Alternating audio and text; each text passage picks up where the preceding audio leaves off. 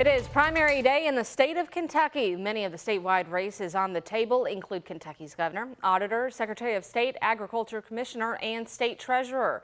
Polling locations have been open since 6 this morning. Our Jim Stratman and photojournalist Nelson Reyes have been keeping up with voter experiences. Jim?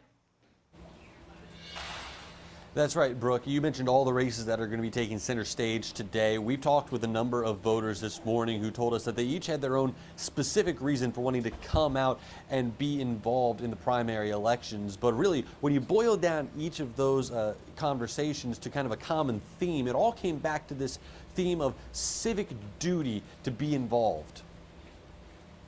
It's kind of like making your voice heard as soon as possible. So primary, it may not be the big one, but we can make a statement now. Well, if you don't vote, then you can't gripe, as they say. It's still important. Turnout's important. Sense of civic duty, all those things. Being involved is the single most important thing that any individual can do. Typically during primary elections and non-presidential years, participation in the election seems to drop off. The Kentucky State Board of Election reports that nearly 89,000 Kentuckians voted before Election Day. To compare to last year, we saw roughly 54,000 take advantage of early voting, so that number is up. Kentucky Secretary of State Michael Adams said that he is estimating about a 15% turnout for this election. But the goal is always to get that number higher. And I think people take the primaries for granted, which is a mistake, because you end up running a bad candidate from your party possibly, and then you lose the general election. So you can't take the primaries for granted. And when I was younger, I used to think that same way. Like if perhaps I didn't have a particular opinion about a primary race, I would leave it be and go to the general. And I suppose if you are undecided or don't have an opinion, that's fine, but I prefer to participate at every opportunity I have. Now the polls out here at Jefferson County Traditional Middle School are going to be open until 6 o'clock tonight. That is the same time that polls all throughout Jefferson County and throughout the Commonwealth will stay open. Brooke? Jim, thank you. And let's recap the 12 candidates who are vying for that Republican ticket. The front runner at this point is Attorney General Daniel Cameron. According to the latest Emerson College poll, Cameron is drawing in about a third of likely primary voters. His closest competition is former U.S. Ambassador to the UN, Kelly Craft, polling at 17.6%. Then Ag Commissioner Ryan Quarles, former lawyer Eric Dieters, State Auditor Mike Harmon, and Somerset Mayor Alan Keck all trail those two.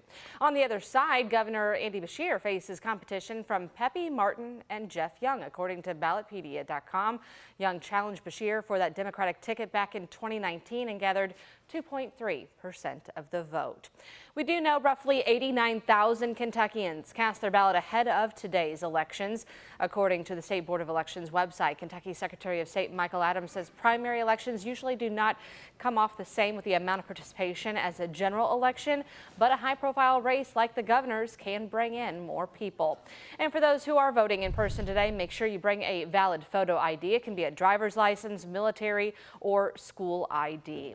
Meanwhile, TARC is providing fare-free rides today to make sure transportation is not an issue in getting to the polls. This applies to all rides, regardless of whether you're going to a polling location or not. TARC 3 paratransit rides will also be free all day. We do have a more in-depth look at the candidates and all you need to know about today's primary on WHAS11.com. You know, Coach, he would want us to be happy. He doesn't want us to be sad. We need to remember the good times, and that he'll always be with us in our hearts and in our minds. Cardinals to 2 national championships in the 80s, amassed 675 victories over his career, leading to his induction into 2 Halls of Fame.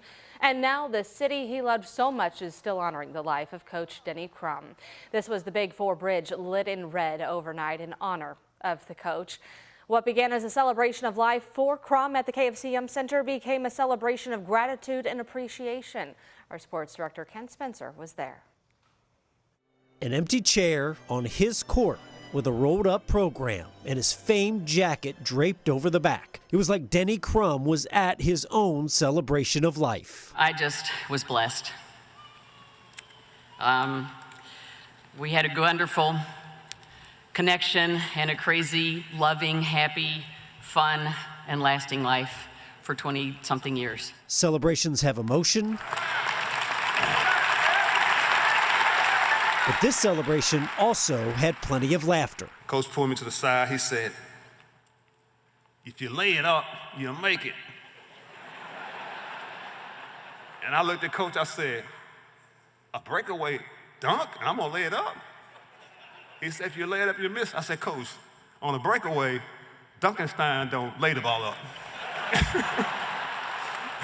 That ain't happening. And he said, "Well, have Daryl lay it up." It was a celebration of gratitude from those in attendance. Thank you. Thank you for loving me.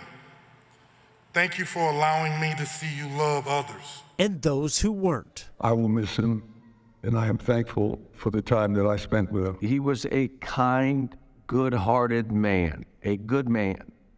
Treated me like family. He's somebody that coaches emulated, but people emulated. This was also about appreciation for accomplishment. He changed the city of Louisville, he changed the fans of the University of Louisville, and he made Louisville a national power. Bringing those together to remember a man so many loved. Do you think that he would have liked seeing all of you guys under one roof together?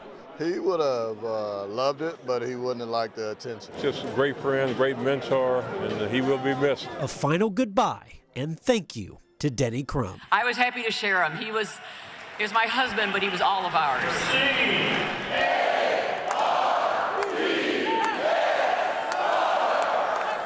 Kent Spencer, WHAS 11 News.